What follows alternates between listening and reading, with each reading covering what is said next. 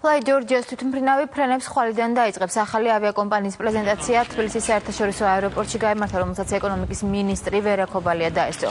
ავიაკომპანია 3 აგვისტოს თბილისი-ბათუმის რეისს შეასრულებს, წლის ბოლომდე კი Fly Georgia's ფრენის განრიგში შევა მინსკი, კიევი, ამსტერდამი და სხვა დამატებითი მიმართულებები.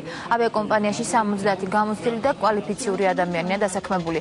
რეისებს ახალი ტიპის Airbus-ის თვითმფრინავი შეასრულებს. კომპანიას ტექნიკურ მხარდაჭერას Lufthansa უწევს. Airbus-ი ეკონომიკის მინისტრმა დაათვალიერა. მილიონამდე ტურისტი. ახალი ავიაკომპანიის შემოსვლა და შექმნა საქართველოში, რა თქმა უნდა, ქმნის კონკურენციას და ქმნის ავიაბილეთების უფრო ხელმისაწვდომობას, საქართველოს მოსახლეობას შექმნება საშუალება მიფრინოს ამ ავიაკომპანიით, უფრო ხელმისაწვდომი ბილეთებით და ეს რა თქმა უნდა, ასევე ძალიან მნიშვნელოვანია 70 ახალი თანამშრომლისთვის, რომელიც იმუშავებს ამ ავიაკომპანიაში.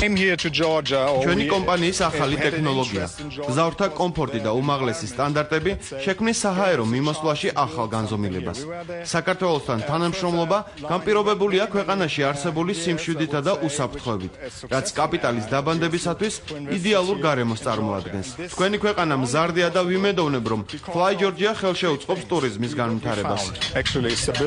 წელიწადნახევრის წინ დავიწყეთ ის რეფორმა, როგორც ურთულესი რეფორმა და ძალიან რთული გადაწყვეტილებები იქნა მიღებული, მაგრამ ეს იყო აუცილებელი ისევ ჩემი ქვეყნისთვის. 15 ავიაკომპანია იქნა დახურული. ჩვენ მოვითხოვთ ევროპულ და მსოფლიოს ყველაზე მაღალ სტანდარტებს ავიაციის სფეროში. აქედან გამომდინარე, ძალიან ბევრი ბიზნეს ჯგუფები დაინტერესდნენ საქართველოში ავიაკომპანიის შექმნისთვის.